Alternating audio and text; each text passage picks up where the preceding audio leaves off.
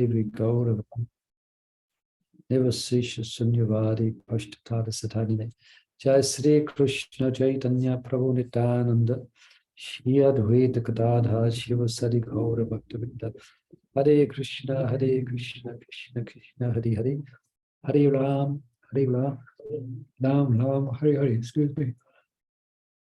Okay, let's have some readers, some enthusiastic hands. Hare Krishna. Yeah, Sachari, you can begin. Again, we're doing, if two devotees is present, if they can read, it'd be very nice. Of course, it might not be possible. You might be on the road, but if it's possible, it's very good. So each person can read a verse and a purport. Okay, so you can begin. Okay, thank you. Text 42. Dosher ete kulanganam varna sankara karaikai usadhyante jati dharma kuladharmascha sasvata. By the evil deeds of those who destroy the family tradition and thus give rise to unwanted children, all kinds of community projects and family welfare activities are devastated. Purport. Community projects for the four orders of human society, combined with family welfare activities, as they are set forth by the institution of Sanatana Dharma or Varnashrama Dharma, are designed to enable the human being to attain his ultimate salvation. Therefore, the breaking of the Sanatana Dharma tradition by irresponsible leaders of society brings about chaos in that society, and consequently, people forget the aim of life, Vishnu. Such leaders are called blind, and persons who follow such leaders are sure to be led into chaos. All right. So in those days, or at the time that the battle took place,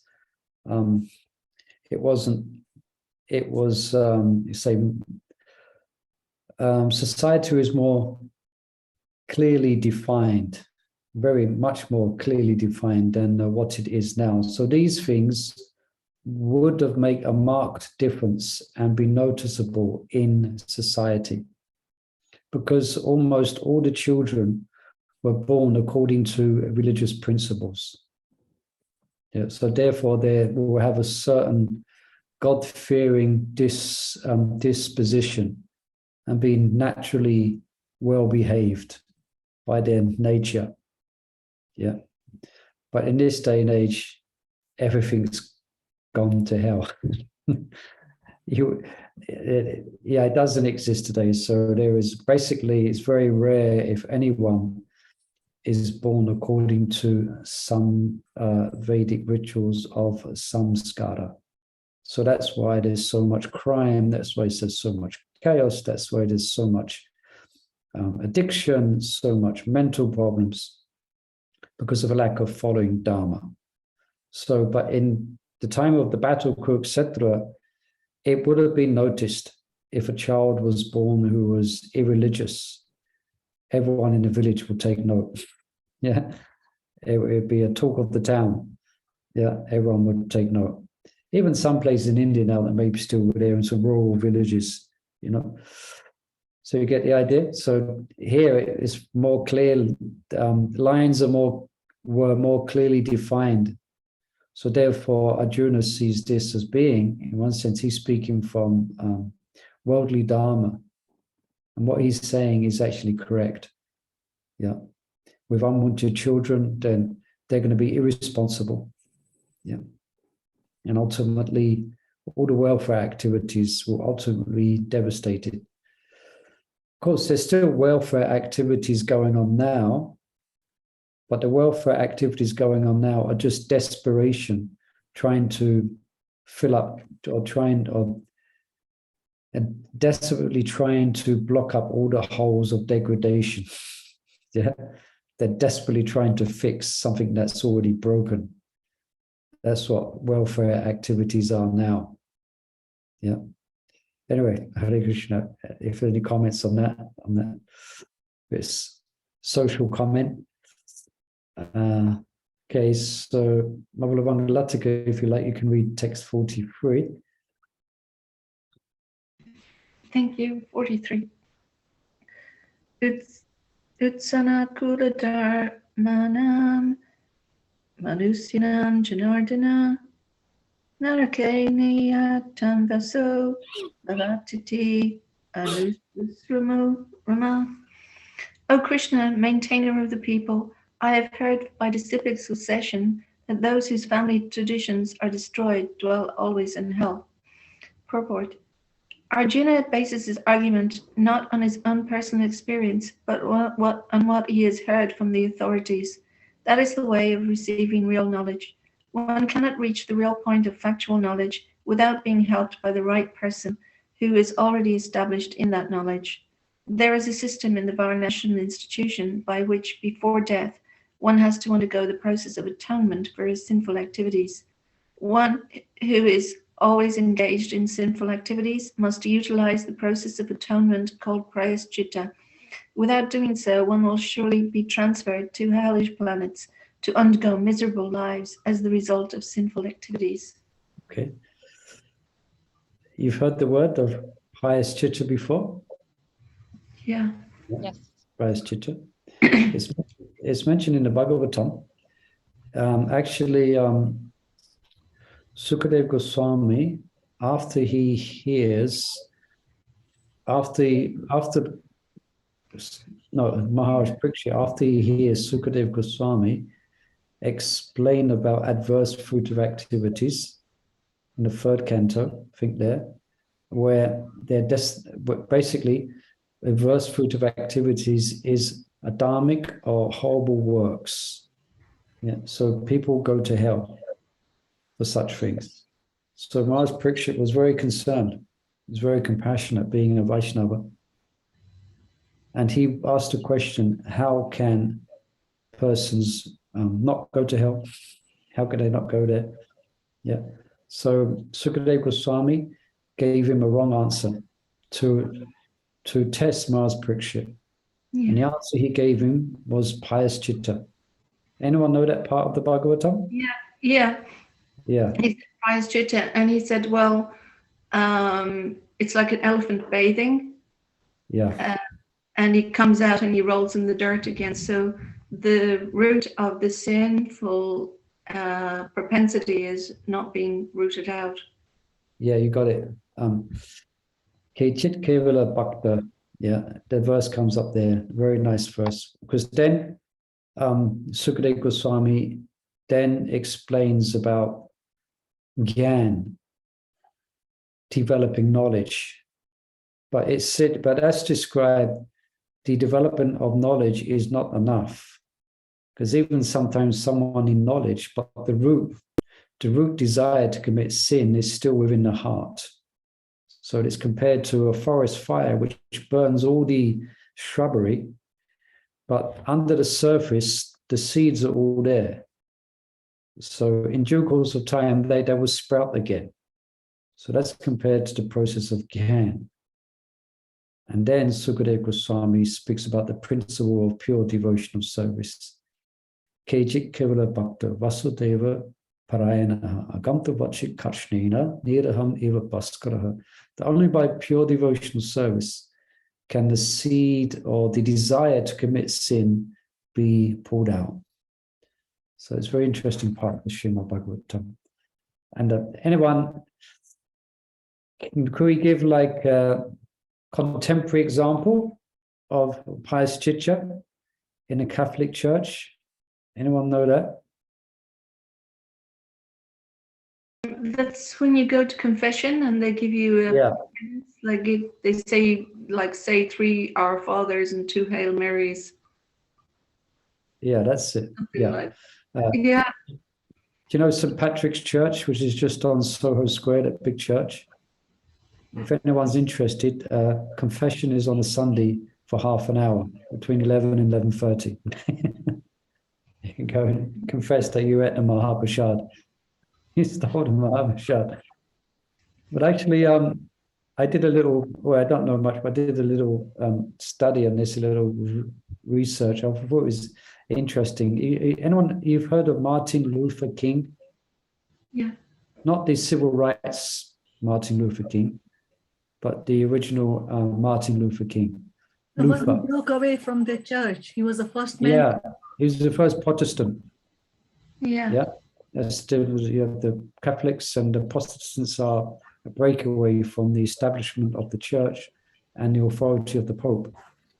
Started with Luther, because what they was doing, they was what term did they use it? They took this pious teacher to the extreme. So the priests, what they would do, they would go and sell. What's the word they use? Sell indulgences. So that means if you've committed, if you've got drunk and you've done a sinful activity, you've had illicit affair, then what would happen? The priests would go to these they would travel to different villages, of course, on horseback. And if you paid a certain amount of money, they would write a certificate which would absolve you of that sin. So it's called you understand what I'm saying? Yeah. So they would go to, of course, the preaching was to preach the fear of God into everyone. So they was all fearful of going to hell for their, illicit activities, etc. So when the priests came, they would make a lot of money. And even it got to the extent that you could buy a certificate to be absolved of a sin that you was going to commit later on in a day or next week. And history, that's what built some of the biggest, that's what built the Vatican was built on that money. And some of the big churches were built based on that money. And of course, the priests were crooked. Yeah, they were crooked. So there was, well, not all of them, but a large majority of them made, they were crooked. And they would get so much money, etc., etc. Then Martin Luther he was quite foresighted, and he couldn't correlate it with the teachings of Jesus and the Bible. So then he made these proclamations, which he started to preach. A bit of history for you. That's the Catholic and Protestant Church. Being a Protestant Church to do other things as well were there. So they broke away from the authority of the papacy or the Pope. Yeah. Like that. Hare Krishna. Any comments on that or any questions? So pious teacher. Yeah, I read some pious teacher. For instance, for example, I was reading Manu some time ago. I was reading about some of this pious teacher that people had to do. One of them, for example, I forget what sin it is, but one, for example, would be that they would have to bathe in the Ganges fully clothed. And when they come out, then they can't change their clothes. They have to stay in a wet clothes. They have to stay in a wet clothes and have to do the same every day. They can't dry themselves. They go in with their clothes and things like that. There's some others as well, which I can't remember now. Hare Krishna. All right. So this was this was in Arjuna's mind, We had in the Chaitanya Charitamrita, we got a Buddhiman. Buddhimanta Khan, yeah. Yeah. A Muslim just put some water on him and made him a Muslim. Yeah, and he came back to Chaitanya Mahaprabhu, because the people who said to do the prayashit means he had to drink a hot boiling ghee. Yeah, that's it. Now that's basically a death sentence, because if you drink boiling ghee, you're going to die. Oh, yeah. So that's what they told him. The Brahmins, and that's what the Brahmins would do according to the severity of the sin. Then they would give a certain pious chitta, and of course a certain amount of rupees as well. Of course, yeah. But for us, we chant the holy name. Okay, we chant the holy name. There's no need to do pious chitta. But it doesn't mean we use the holy name, as we know. We don't commit sin on the strength of chanting. Yeah. Right. So have someone else like to read. Maharaj Kishore, you can read text 44. Ahobat mahat papam kartum vyavasita vayam yad rajya sukha lobhena hantum swajanam udyata. Alas, how strange it is that we are preparing to commit greatly sinful acts. Driven by the desire to enjoy royal happiness, we are intent on killing our own kinsmen. Purport. Driven by the selfish motives, one may be inclined to such sinful acts as the killing of one's own brother, father, mother. There are many such instances in the history of the world, but Arjuna, being a saintly devotee of the Lord, is always conscious of moral principles and therefore takes care to avoid such activities.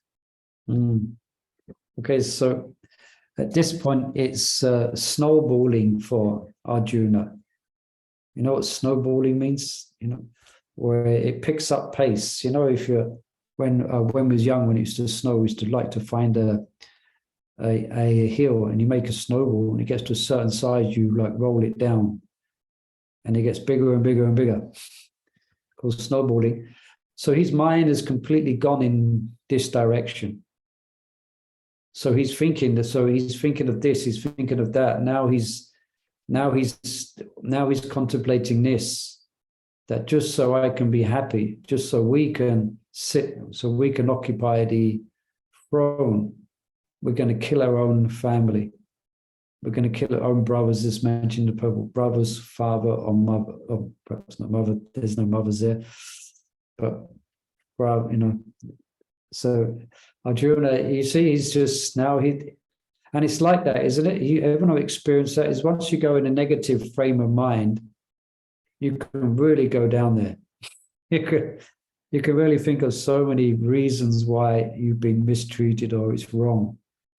You come up with this, you come up with that, and then you especially if you speak to someone else who also shares the same opinion. That's it. It's like fireworks. It's like a fire. And yeah, you come up with come up with a whole philosophy, you know. I'm thinking of the Ritwik theory, you know, for example. There's just a couple of devotees got together and started speaking, and, you know, they started, then they started, you know, adding this, adding that, and they created a whole big, elaborate falsification of Prabhupada's teachings, which is called the Ritwik theory. So you understand, it's like a snowballing effect. Once you're going in that direction, you think of all type of things for justify your illusion. And that's what's happening with Arjuna. His mind has gone. So now he's coming up with all these reasons why he can't fight. Yeah. But interesting, I'm just kind of fast tracking here. Krishna's going to cut through it all. You fool, Arjuna. He's going to just he's going to cut through it all eventually. All right. Any questions or comments, please feel free to ask. You know. So let's go to text 45. Let's see. Let's mention the name. Mother Gaia, did you have a book with you, or you on the road? You on the tube train, or? Do you need me to read? Well, we don't need you, but it'd be nice if you could read. Yes, if you show me the book. Oh, okay. Let me share the screen. That's the deal. All right. Thank you. Let me show the screen. Where's the Zoom thing gone? There's the Zoom thing. 1 second. Let's see how quick I can do it. Find the book. Share screen. There you go.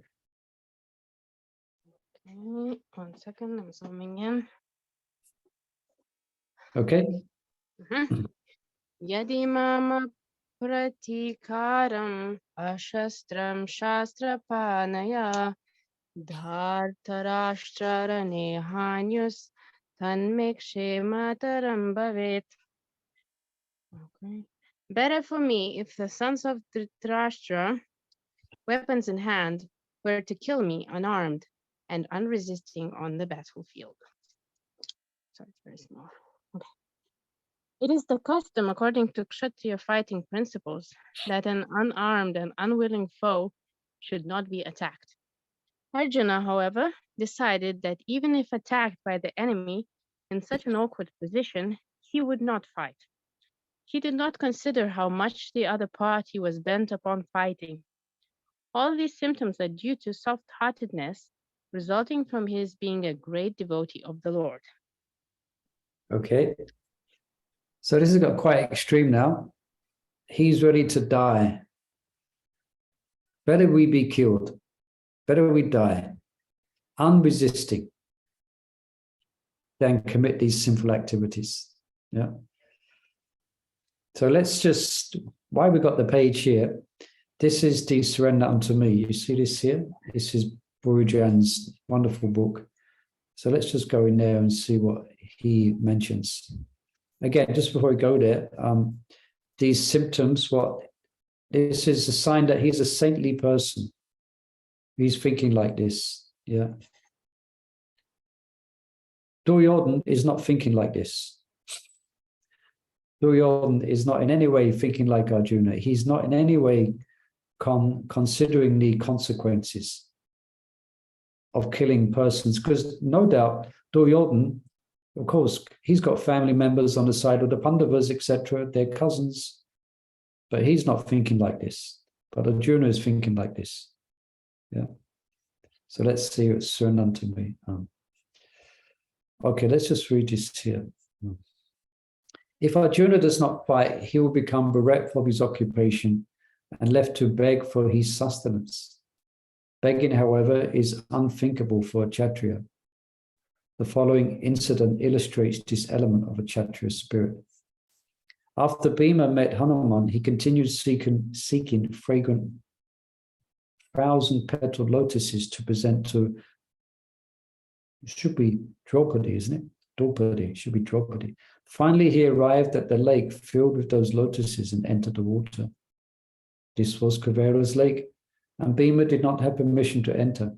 Hundreds of yakshas and rakshasas appeared and challenged Bhima, saying, "What are you doing here? You are forbidden to enter this lake. Go and ask Kuvera for his permission. If he allows you, you may pick as many flowers as you like. If you try to pick flowers without his permission, you will be destroyed by Kuvera's army." Bhima jumped from the water, yelling, "I am a Kshatriya. Kshatriyas don't beg favors from anyone." The Yakshas and Rakshasas then attacked Bhima, and Bhima destroyed them all. For a Kshatriya, begging is unthinkable. Neither his culture nor his psychology allows it. Therefore, Arjuna says that it is better for him to be killed unarmed and unresisting on the battlefield than incur in unlimited sins by fighting or being forced to live a beggar's life. Okay, so it's interesting. Because we often hear that Arjuna was going to leave the battlefield for the occupation of a mendicant. But here he's saying, I'd rather die than do that, so then let me die. Yeah. Rather than leave the battlefield and lose my reputation as a fighter. Okay, it's just too much. Let me die. Let me die on this battlefield. Let me get killed. I don't care. You see, it's that's why this first chapter is quite interesting. Actually, the second chapter as well. Actually, the whole Bhagavad Gita, you could say, it's the psychology of Arjuna. Especially the first chapter, you really get into his mind, you know. Lots of psychology here. The psychology of a pure soul in distress. The psychology of a pure soul who is bewildered. He's a pure-hearted person, you know, but he has become bewildered by Krishna's arrangement. Right? Yeah. Any questions, comments? Let's see who's here. It's someone in the chat. Let's have a look. Hare Krishna, apologies, I can't read today. I am able to. So it's Monica. Okay, no problem. Hare Krishna. Let's see who's with us. Look out. I'm going to choose someone to read. So get ready. Radhesham Mava. Ramala Radhesham. Normally she's doing, I think she's normally busy. Are you there? Radhesham Sundaram Mava? She's there somewhere in the house. Jambavati? Oh, that must be Gaia. Or is that Jambavati? Are you there? We're together, Prabhu. We're together with You're Gaia in the together. kitchen making Right. some Together. witchcraft. Yeah, so we can stream. You could read text 46. Because I can't see, but Gaia sees. You can read it. Please, Gaia, please. Hare Krishna You Prabhu, can't, I am here. It's Radha Sham, but I have a very poor internet connection where we are. So if okay. I get, that's the reason I don't read. Sorry. I can Okay. read. I can read. I ran away from the echo. Shall I read? Okay, you can read on behalf of Jambavati then. Okay, it's 46. Guy. Yes. Sanjaya Vacha Ekamutvarjuna Sankye Rathopasta Upavishat Vishvija. Visrjasa Sharam Chapam Shoka Samvigna Manasa. Very little letters. I do need glasses. Sorry. Sanjaya said, Arjuna, having thus spoken on the battlefield, cast aside his bow and arrow and sat down on the chariot, his mind overwhelmed with grief. Purport. While observing the situation of his enemy, Arjuna stood up on the chariot, but he was so afflicted with lamentation that he sat down again, setting aside his bow and arrows. Such a kind and soft-hearted person in the devotional service of the Lord is fit to receive self-knowledge. Okay. So this is the end of the, let's have a look. Yeah, this is the end of the first chapter. Yeah. So let's have a look here. There's quite a bit here.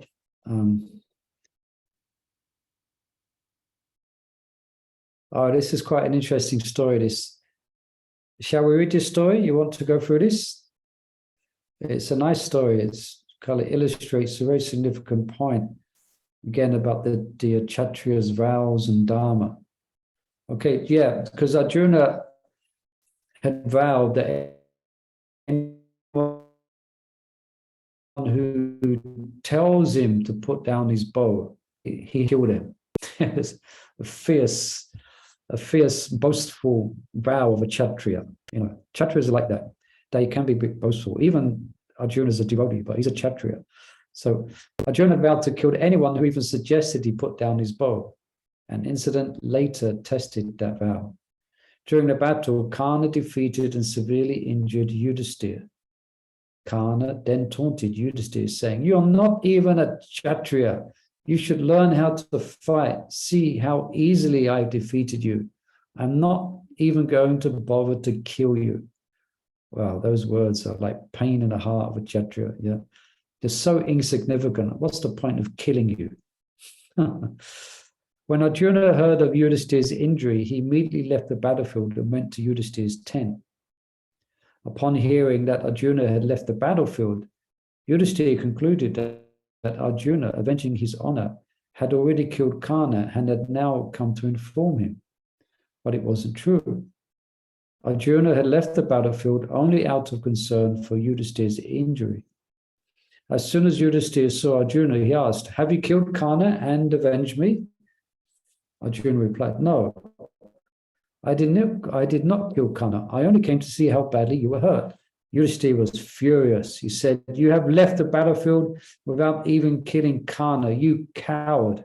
How could you have done this? It is better that you give up your Gandiva bow." Remember, Arjuna has made that vow. Yudhisthira told him to give up the bow. Upon hearing his words, Arjuna became enraged and thought, "How dare Yudhisthira suggest that I give up my Gandiva bow, which is more dear to me than my life? I vow to kill anyone." Arjuna drew his sword to slay his brother. And who comes to the rescue? Krishna. Krishna, who was watching, immediately caught Arjuna's arm and said, "All right, you have to kill Yudhisthira. It is your vow. But kill him by insulting him. For a Kshatriya, an insult is worse than death." As Yudhisthira sat there regretting his words to Arjuna, Arjuna angrily approached him and said, "You say I am a coward because I left the battlefield without killing Karna. But look what you have done. You looked on as your wife Draupadi was insulted. I would have alone killed the entire Kaurava army, but you would not allow me. You are not the man. You are not the king." after finishing hurling his insults at Yudhisthira. But then quickly, Arjuna finished hurling his insults at Yudhisthira, but then quickly touched Yudhisthira's feet and begged forgiveness for his words. Arjuna had not lightly made his Gandiva vow.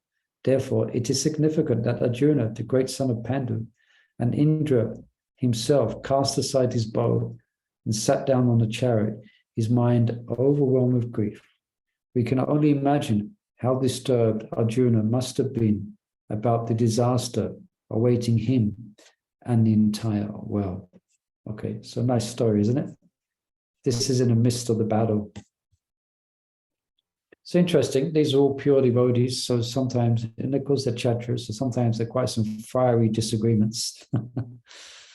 But of course, Arjuna didn't go to the extremity of killing Yudhisthira. That would never take place, and Krishna made sure of that. Yeah. All right.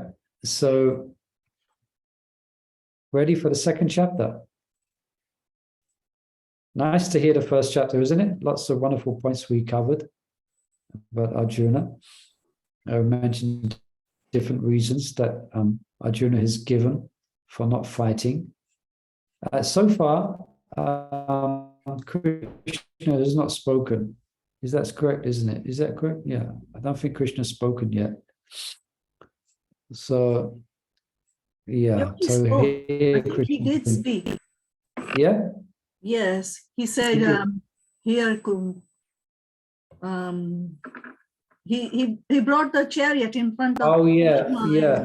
and say, Just behold, Partha, all the Kurus assembled here. Yeah, you're correct. Yeah. So at this point, Arjuna is very, as we know, Arjuna has having a breakdown. He's lost it. He has no idea what to do. He's having serious doubts about the whole battle. At this point, Krishna, it says this why apparently Krishna is smiling here at Arjuna's plight, because now Arjuna is in such a state of desperation and bewilderment that he wants to hear now. He wants to hear from Krishna, and he's going to submit to Krishna to dispel his doubts. Yeah. And that's Krishna's plan all along. He's the one who put Arjuna in this ignorance by his internal potency.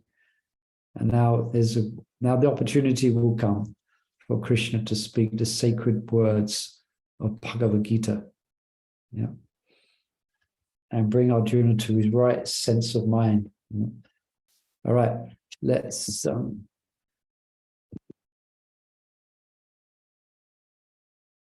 Sejal, are you out there, Mother Sejal? You can read. Take us into second chapter.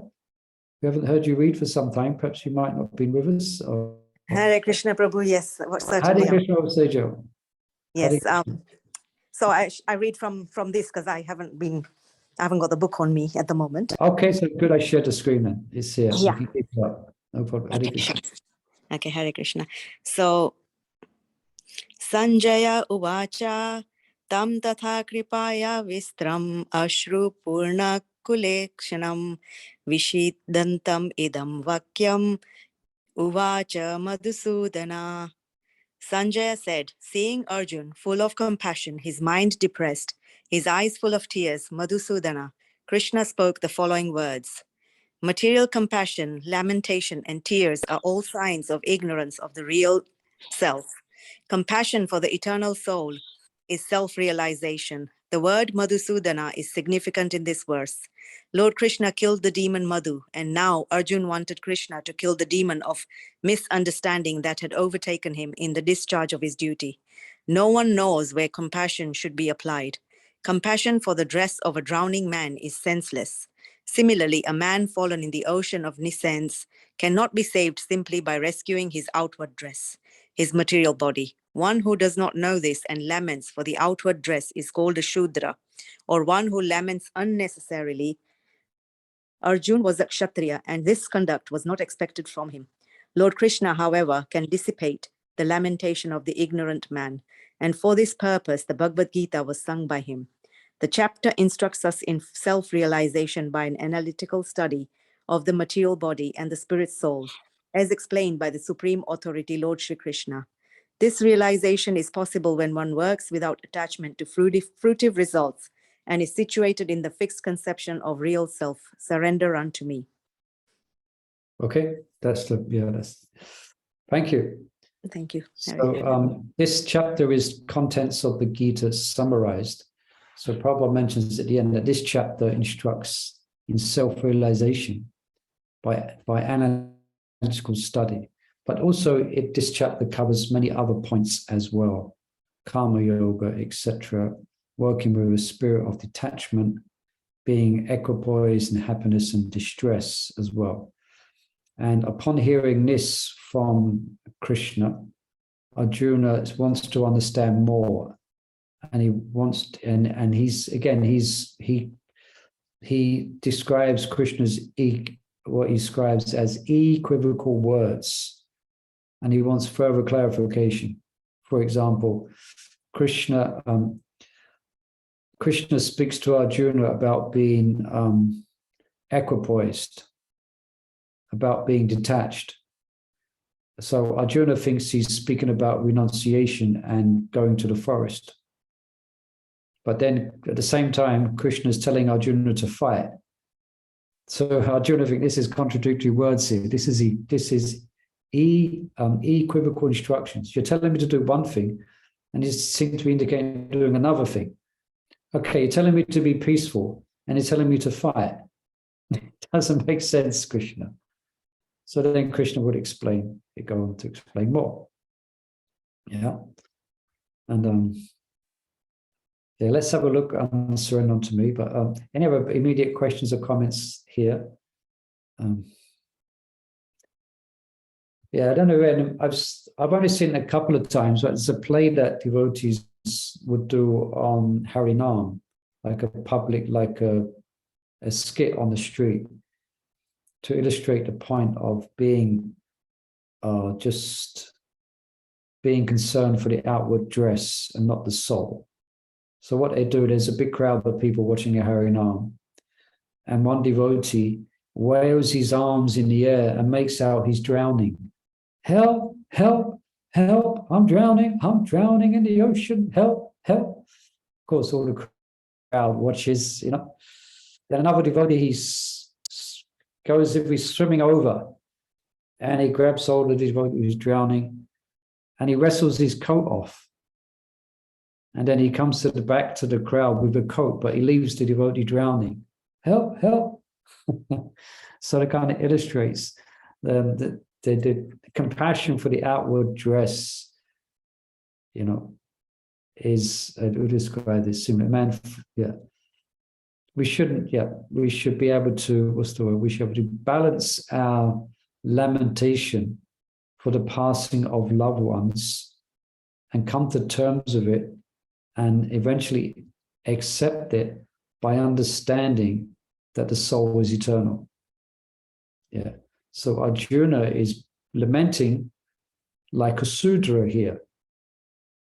Prabhupada says, one who does not know this and laments for the outward dress is called a Sudra. So anyway, I'm going because Krishna will speak these words, so I won't give too much away. You might know it. He's speaking all these fancy words, but actually he's just, this is a Sudra, someone who's in the negative connotation. I mean, the Sudra in the traditional sense of the term is very respectable and dharmic. But the Sudra is someone who's always complains, always complains about what's wrong and management and this and that. Sudras, always complaining. So different definitions of Sudra. So anyway, now let's look under surrender unto me. By calling Krishna Madhusudana, Sanjay informs Dhritarashtra that Arjuna's doubts will now be killed by the killer of Madhu, the Madhu demon. Okay, so Sanjay is speaking here. So let's be reminded, yeah? So Sanjay is speaking to who? Dhritarashtra. Yeah, the blind king. So probably Dhritarashtra is getting, the blind king's getting quite excited here, because Arjuna looks like he's kind of lost it and he's put down his bow. So probably, Dhritarashtra is thinking, aha, victory will surely be ours. Effortlessly, we're going to win. My son will conquer. My sons will conquer. But then Sanjay is also a politician, because Sanjay is also because he's a servant of the king, so he's living in a palace. So they can be quite subtle in the way they use words. So there's a reason why Sanjay is saying Madhusudana, and that's what's illustrated here.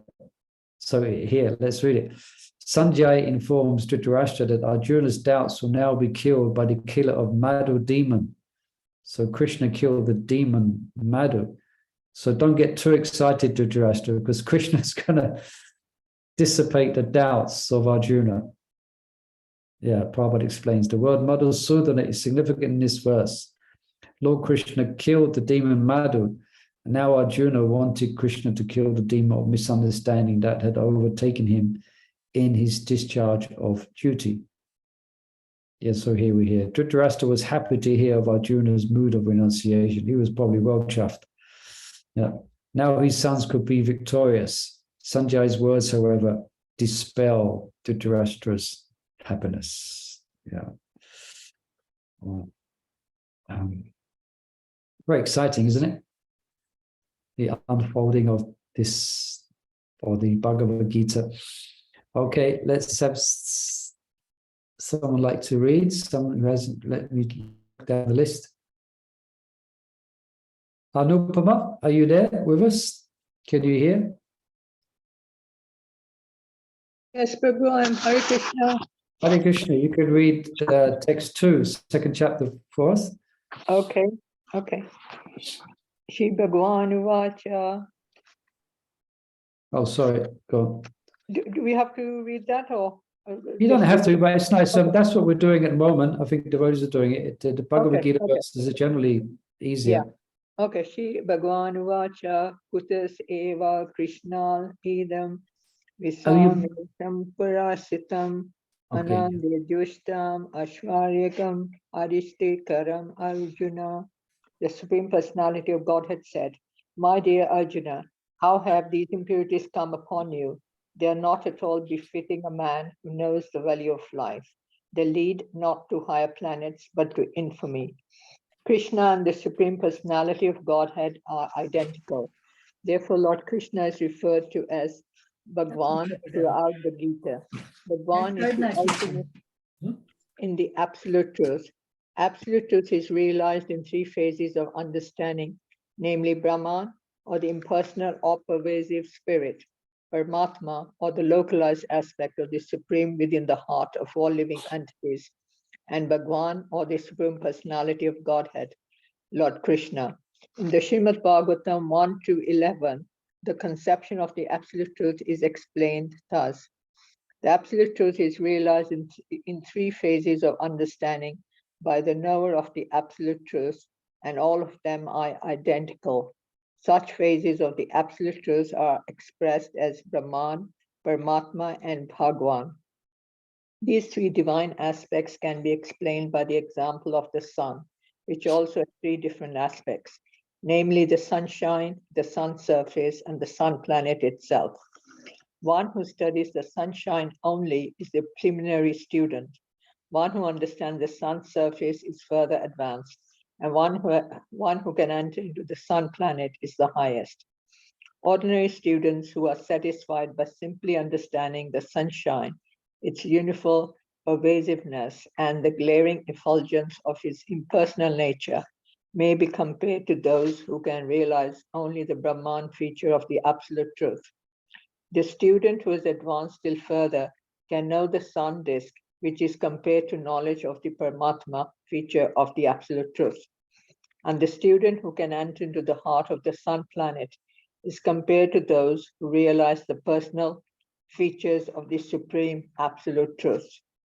Therefore, the Bhaktas, or the Transcendentalists, who have realized the Bhagwan feature of the absolute truth are the topmost transcendentalists, although all students who are engaged in the study of the absolute truth are engaged in the same subject matter. The sunshine, the sun disk, and the inner affairs of the sun planet cannot be separated from one another, and yet the students of the three different phases are not in the same category. The Sanskrit word Bhagwan is explained by the great authority Parasara Muni, the father of Vyasadeva, the Supreme Personality who possesses all riches, all strengths of fame, all beauty, all knowledge, and all renunciation is called Bhagwan. There are many persons who are very rich, very powerful, very beautiful, very famous, very learned, and very much detached. But no one can claim that he possesses all riches, all strength, etc. entirely. Only Krishna can claim this because he's the Supreme Personality of Godhead. No living entity, including Brahma, Lord Shiva, or Narayan, can possess opulences as fully as Krishna. Therefore, it is concluded in the Brahma Samhita by Lord Brahma himself that Lord Krishna is the Supreme Personality of Godhead. No one is equal to or above him. He is the premier Lord or Bhagwan, known as Govinda, and he is the supreme cause of all causes. Ishwar Param Krishna Sachidanand Vigraha Anida Dea Govinda Sarva Karana Karanam. There are many personalities possessing the qualities of Bhagwan, but Krishna is the supreme because none can excel him. He is the supreme person and his body is eternal, full of knowledge and bliss. He is the premier Lord Govinda and the cause of all causes. Brahma Samhita 5.1. In the Bhagavatam, also, there is a list of many incarnations of the Supreme Personality of Godhead. But Krishna is described as the original personality of Godhead, from whom many, many incarnations and personalities of Godhead expand. All the lists of the incarnation of Godhead submitted herewith are either plenary expansions or parts of the plenary expansions of the Supreme Godhead, where Krishna is the Supreme Personality of Godhead himself. Bhagavad Gita 1.3.28. Therefore, Krishna is the original Supreme Personality of Godhead, the absolute truth, the source of both the Supersoul and the impersonal Brahman. In the presence of the Supreme Personality of Godhead, Arjuna's lamentation for his kinsman is certainly unbecoming, and therefore Krishna expressed his surprise with the word kuta, wherefrom. Such impurities were never expected from a person belonging to the civilized class of men known as Aryans. The word Aryan is applicable to persons who know the value of life and have a civilization based on spiritual realization.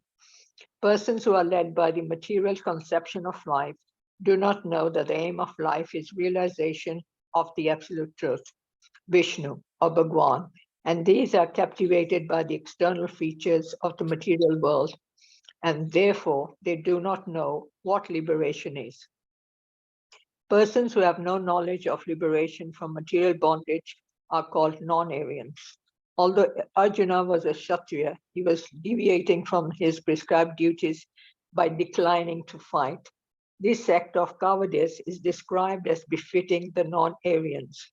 Such deviation from duty does not help one in the progress of spiritual life, nor does it even give one the opportunity to become famous in this world. Lord Krishna did not approve of the so-called compassion of Arjuna for his kinsman. Okay, thank you. Thank you. So, Srila Prabhupada wastes no time here in preaching. Yeah, it's just this one word. Yeah, where it is, see, look at the verse. Sri Bhagavanu Vacha. Yeah, let's see the Bhagavan, the Supreme Personality of Godhead. So then Prabhupada launches into a wonderful exposition or description of the different levels of understanding the Supreme. I'm sure we're familiar with this from any questions or comments on this point? Brahman, Paramatma, and Bhagavan. Verse of the Prabhupada quoted Vedanta, here. Vedanti tattva vidas tattvam yat jnanam avayam pramati paramati Bhagavan iti satyate. Yeah. So where it says like Bhagavan, Paramatma, and Brahman, he said, and all of them are identical. Yeah. Seems, So how's that exactly? But I mean, for me, I think they're different because Brahman is, they're all Krishna's energy and different, Paramatma and Bhagavan. They seem to be different. And it seems like they would have different qualities about them each phase. So how, are they just identical in the way that they're just three aspects of Krishna? Well, it's certainly interesting. It's very good you kind of pointed that out. It's interesting how Prabhupada has described it here. All of them are identical. Of course, we know that there is differences. The whole point of Prabhupada's purport here is to emphasize the difference. And the difference between, so everything is in that sense, if it's identical, then in one sense it's all of the absolute nature. It is all spiritual. But within that spiritual, there is differences. There is differences within that absolute truth. In essence, it's all spiritual, but there is differences. But the experience is transcendental. So, for example, persons who absorb themselves in Brahman, the all-pervading spiritual energy, which the material world is actually Devahi Isha. It is all spiritual. It's all divine. This material world is divine. Believe it or not, on Tottenham Court Road and Oxford Street is divine. And all the shops, the very fact that people inhabit bodies and they're moving, and they're being moved by a superior divine force, and their body is being created by the divine. And the divine is in their hearts and is guiding, as it said in Gita, Krishna is divinely directing the wanderings of all living entities.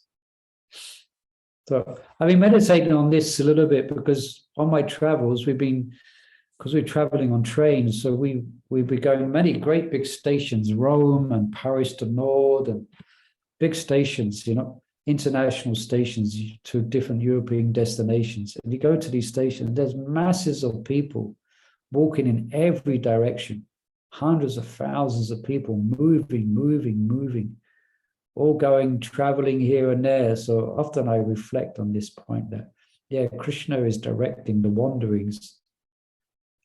Wandering gives a sense that everyone's going aimlessly here and there, but they're actually being directed by Krishna, who is given them intelligence to fulfill their material desires. So everything in that sense, if we look at it from that sense, is actually being directed by the divine hand of the Lord. So everything is. So there are some persons, there are some transcendentalists who don't go. They go deep into this meditation, and it's God realization. And from it, by realizing that, they experience a sense of release from the modes of material nature and subsequent peace, because they've come in touch with Krishna. They've come in touch with Krishna, but they've come in touch with his, as Prabhupada explained, they've come in touch with the sunshine, not the personality of the sun god himself. So the experience is, you understand? The experience of those who are meditating, these are the Hiranyakabhas, those who meditate on the Brahman. What they experience is quite transformational, and it's quite convincing to them. Because the reason it's convincing, because they're experiencing Krishna.